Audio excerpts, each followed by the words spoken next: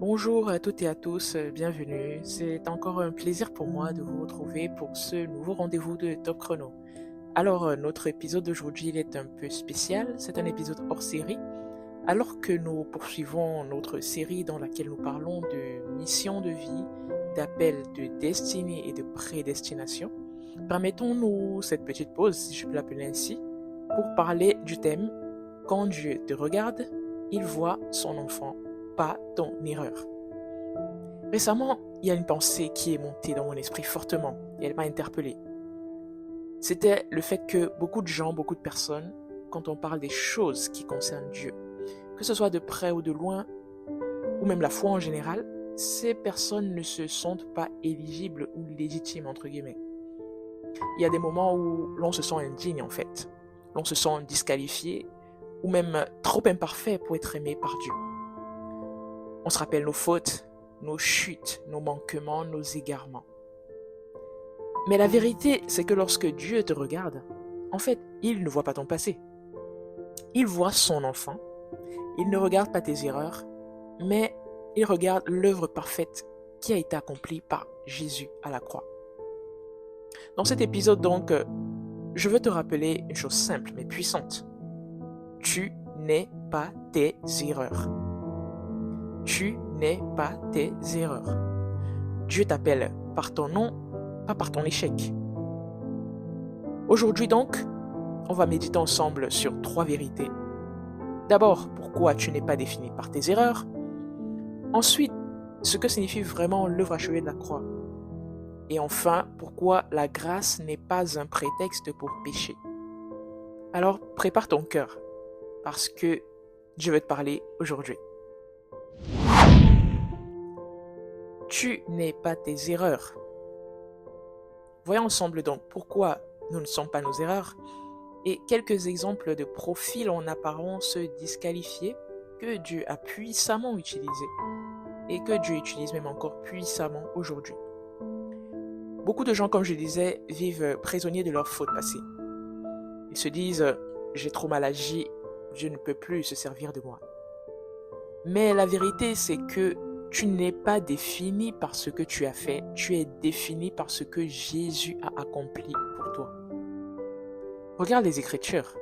Voyons le cas de David, par exemple. Il a commis l'adultère avec Bathsheba et même il a organisé un meurtre contre Uri. Et pourtant, Dieu l'a appelé l'homme selon son cœur.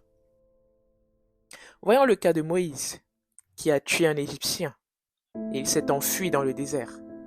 Mais malgré cela, Dieu a choisi Moïse pour libérer tout un peuple. Il y a également le cas de Paul l'apôtre, le célèbre apôtre, qui est l'auteur de tellement d'écrits édifiants dans le Nouveau Testament, qui avant d'être apôtre persécutait les chrétiens.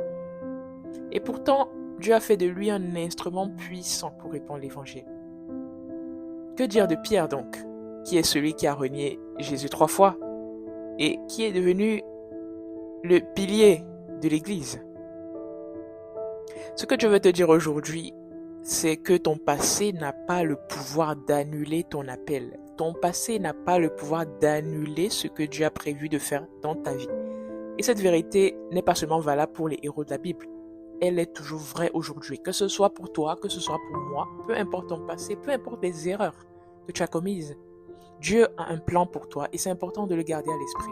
Parce que le diable ne manquera pas de te rappeler tes fautes, te rappeler ta culpabilité. Regarde-toi, tu es indigne, tu es sale, tu es impur. Mais garde toujours à l'esprit que Dieu a un plan pour toi et Dieu veut t'utiliser parce que Dieu a un plan pour chacune de ses créatures. Dieu continue donc de se servir des hommes et des femmes qui ont connu la chute, comme on vient de le mentionner, que ce soit la honte ou l'échec. Mais il se sert des personnes qui ont laissé sa grâce les transformer. Regarde le cas de Joyce Meyer, célèbre téléévangéliste que probablement tu connais ou peut-être tu as déjà entendu parler d'elle. Longtemps, elle a été marquée par les abus, par la colère et par la culpabilité. Et pourtant, Dieu a fait d'elle une voix puissante de restauration et de vérité pour des milliers de personnes, des millions, devrais-je dire, de personnes à travers le monde. Regarde Kirk Franklin, célèbre chanteur de gospel américain qui a été abandonné, rejeté, brisé, mais il s'est relevé par la grâce de Dieu et sa musique est devenue un message d'espérance et de réconciliation pour toute une génération. En France, on a le cas de Yanis Gauthier qu'on peut mentionner, qui intervient régulièrement sur la chaîne EMCI TV, pour ceux qui la connaissent, pour ceux qui ne la connaissent pas, elle est disponible sur YouTube en tapant EMCI plus loin TV. Yanis Gauthier est un ancien détenu donc, et il a été profondément transformé par sa rencontre avec Jésus. Si bien qu'aujourd'hui, il prêche l'amour de Dieu, il prêche la rédemption et la puissance du pardon à ceux que la société croyait perdus, ceux que la société avait marginalisés, ceux que la société avait mis hors d'état de course, si je peux le dire ainsi. Et également le docteur Arloifo, un serviteur de Dieu que beaucoup connaissent, qui témoigne ouvertement de comment est-ce que la grâce divine a transformé sa vie et comment Dieu se sert de lui pour libérer, restaurer et inspirer des vies sur plusieurs continents. Je mentionne ces quelques personnes pour ne citer que celles-là car elles partagent publiquement leur témoignage de transformation divine. Parce que souvent, Dieu se sert de nos manquements et de nos faiblesses pour en faire des canaux de guérison pour les autres. En général, Dieu va t'utiliser dans le domaine où tu as été touché dans ton fort intérieur, où tu as subi des choses, où tu as vécu des choses difficiles dans ta vie. Il transforme nos blessures en messages, nos cicatrices en témoignages, nos chutes en tremplin pour élever d'autres. Nous pouvons le voir dans 2 Corinthiens 12, verset 9, qui dit « Ma grâce te suffit, car ma puissance s'accomplit dans la faiblesse. » Alors, ne fuis pas ton passé, confie-le à Dieu. Il est capable d'en faire une histoire de gloire. Nous pouvons également voir dans 2 Corinthiens 5, au verset 17, qui dit « Si quelqu'un est en Christ, il est une nouvelle créature. Les choses anciennes sont passées, voici toutes choses sont devenues nouvelles. » Qu'est-ce que cela veut dire? Ça veut dire qu'en fait, en acceptant Jésus-Christ dans ta vie comme ton Seigneur et ton Sauveur, tu prends un nouveau départ par lequel Dieu fait table rase de ta vie ancienne pour te donner l'occasion d'écrire une nouvelle page de ta vie, de la vie qu'il a prévue pour toi par sa grâce.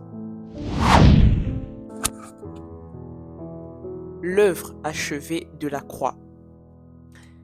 Il y a de cela plus de 2025 ans, un jeune homme de 33 ans, sans péché, sans faute, a été cloué au bois. Ce jour-là, le verdict a été prononcé, tout est accompli. Tout a donc changé lors de sa crucifixion à la croix. Jésus a pris sur lui tes fautes, ta honte, ton passé, bref, toutes tes faiblesses ainsi que tes manquements.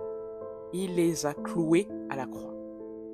Alors quand Dieu te regarde aujourd'hui, il ne voit plus ton dossier d'erreur, mais il voit le sang de Jésus qui te couvre, ce sang-là qui t'a lavé, ce sang pur qui t'a lavé, qui a effacé toutes tes fautes, toutes tes iniquités, tous tes manquements, et qui même a coulé également pour toutes tes infirmités, toutes tes faiblesses, toutes tes maladies, bref, tout défaut potentiel que la vie essaye de te montrer que tu as. Nous voyons dans Romains 8 au verset 1, « Il n'y a donc maintenant aucune condamnation pour ceux qui sont en Jésus-Christ. Tu n'as plus à te cacher ni à te punir toi-même. Jésus a payé le prix une fois pour toutes. Et c'est cette œuvre. Et c'est cette œuvre parfaite, comme je le disais, qui fait de toi un enfant de Dieu. Un enfant que Dieu a adopté, que Dieu a aimé, que Dieu a justifié. Dieu ne te regarde donc plus à travers ton passé, mais à travers la croix. La grâce n'est pas un prétexte pour pécher. Poursuivons avec notre troisième partie. Bien que Jésus ait effacé toutes nos fautes, qu'en acceptant Jésus, nous devenons une nouvelle créature, que nous prenions un nouveau départ, qu'une nouvelle page s'ouvre pour nous, c'est important de garder à l'esprit que la grâce n'est pas un prétexte pour pécher. Parce que beaucoup de gens parfois ont tendance à se dire, vu que nous vivons une époque de grâce, vu que Dieu est compatissant, vu qu'il pardonne toutes nos fautes, nous pouvons nous en servir comme justification, comme prétexte, comme argument pour pécher. Il faut savoir que la grâce est un don, ce n'est pas une permission. Dieu t'a libéré du péché, pas pour que tu y retournes, mais pour que tu vives autrement, par amour et par reconnaissance en fait. Dans Romains 6, versets 1 à 2, nous pouvons lire « Quoi donc? Demeurerions-nous dans le péché afin que la grâce abonde? Loin de là. » Quand tu comprends la grâce, tu veux plaire à Dieu. Non pas par peur, cette fois, mais par amour. Et c'est ça qui change tout dans l'histoire. La grâce te donne la force de te relever. La grâce, c'est quoi en fait? C'est une capacité surnaturelle. C'est une faveur imméritée et c'est en même temps une capacité surnaturelle. C'est-à-dire que c'est cette capacité surnaturelle dont Dieu t'infuse qui va te permettre de te relever face aux défis, face aux égarements, face aux erreurs que tu commets. La grâce te donne donc la force de te relever, comme nous le disions, mais pas la liberté de tomber à répétition volontairement. Il est donc important de rester reconnaissant pour la grâce, mais de marcher dans la vérité. Parce que le véritable fruit de la grâce, en fait, c'est la transformation. Quand Dieu t'a vraiment touché, quand tu as véritablement accepté Jésus dans ton cœur, bien sûr, tu vas encore commettre des péchés. Il ne s'agit pas de dire que nous allons devenir des êtres humains parfaits, non. Tant que nous serons dans le corps humain, dans cette enveloppe charnelle, nous continuerons à commettre des fautes. Mais, cependant, il y a, si je peux le dire, quelque chose d'intérieur qui fait que, à cause de cette grâce, tu seras transformé. Et c'est cette transformation qui fait que, naturellement, tu verras que, à l'intérieur de toi, tu seras gêné, mal à l'aise avec certaines choses, certaines actions que tu posais par le passé. Ça te semblera désormais comme quelque chose de pas normal, qui n'a même pas sa place en fait dans ta vie. Donc, la conclusion c'est que le résultat de cette transformation, c'est qu'on n'aura plus besoin de te dire fais comme ci, fais comme ça, ne fais pas comme ci, ne fais pas comme ça, mais il y aura une espèce de juge intérieur, entre guillemets, si je peux le dire ainsi, qui te poussera à poser les bonnes actions. Une fois encore, comme je l'ai dit, il ne s'agit pas de dire qu'on devient des êtres parfaits, non. Mais il y a une transformation qui sera notable, tangible et visible. Pour conclure, nous pouvons dire, aujourd'hui, Dieu veut que tu réalises une chose. Tu es son enfant. Tu n'es pas ton passé, tu n'es pas ton erreur, tu n'es pas ton échec. Tu es racheté, aimé, appelé. Même si le monde a tendance à te rappeler tes fautes, il faut savoir que Dieu t'appelle par ton vrai nom. Et ce nom, il est inscrit dans le livre de vie à condition que tu acceptes Jésus-Christ comme ton Seigneur et ton Sauveur. Garde également cette phrase dans ton cœur. Quand Dieu me regarde, il voit son enfant, pas mes erreurs. Également, il y a 3 points essentiels que j'aimerais que tu gardes à l'esprit, que nous gardions à l'esprit, toi et moi. Numéro 1, c'est bien que Jésus ait payé le prix fort à la croix et que nous vivions une époque de grâce divine, cela n'est pas un prétexte pour pécher, comme nous le disions à l'instant. J'ai compris avec le temps que quand Dieu nous donne une conduite à tenir, c'est pour notre bien et pas pour lui. C'est donc important selon moi qu'on modifie notre perception des règles de conduite divine, si je peux le dire ainsi. Car en général, quand tu vois une chose sous le prisme de la sanction potentielle, inconsciemment, cela crée en toi une prédisposition à fauter. Numéro 2, c'est que nous ne devons pas vivre dans la culpabilité. Parfois, bien qu'on ait conscience que Dieu nous a pardonné ou on a encore une gêne intérieure, des remords. Et dans ce cas-là, parler à Dieu dans la prière en lui disant « Je sais que tu m'as pardonné, mais je me sens toujours coupable, aide-moi. » Il va t'aider. Si tu as besoin de quelqu'un à qui parler, il t'enverra également la bonne personne. Numéro 3, c'est que pour bénéficier de cette exemption de tes fautes, il faut accepter Jésus comme ton Seigneur et Sauveur afin que le sang qu'il a versé ce jour-là à la croix puisse te purifier et t'introduire dans une nouvelle ère. Pour terminer donc la page de cet épisode, faisons 2 sujets de prière. Le premier, c'est une prière que je peux qualifier d'inspirée. Seigneur, je te rends grâce pour ton amour. Merci parce que tu ne nous définis pas par nos fautes, mais par ton Fils. Merci pour la croix, merci pour le pardon, merci pour la grâce manifestée à travers le sacrifice de ton Fils unique Jésus-Christ pour nous à la croix. Aide-nous, Père, à nous voir comme toi tu nous vois. Purifier, aimer, restaurer. Donne-nous également la force de marcher dans la sainteté et de ne plus nous condamner nous-mêmes.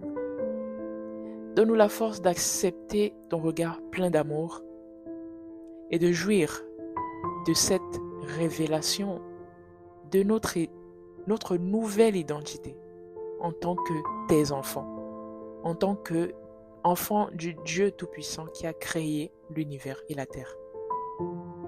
Que nos vies, Père, reflètent ta grâce et ta lumière chaque jour davantage. C'est dans le nom suprême de Jésus-Christ et avec action de grâce que nous t'avons prié. Amen. Peut-être que tu as écouté cet épisode et que tu te dis, je n'ai jamais donné ma vie à Jésus-Christ. Aujourd'hui, c'est le moment, c'est une belle opportunité, une belle occasion de le faire, car il t'attend les bras ouverts. Si tu veux lui appartenir, dis simplement avec moi cette prière en toute sincérité. Seigneur Jésus, je reconnais que j'ai péché. Je reconnais que j'ai mené jusqu'ici une vie dans le péché qui ne t'honorait pas du tout. Je crois que tu es mort et que tu es ressuscité pour moi. Je te demande, s'il te plaît, de me purifier, lave et efface toutes mes fautes, tous mes péchés.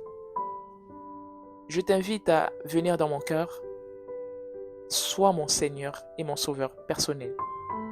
Si tu as fait cette prière, sache que le ciel se réjouit et que ta nouvelle vie commence aujourd'hui.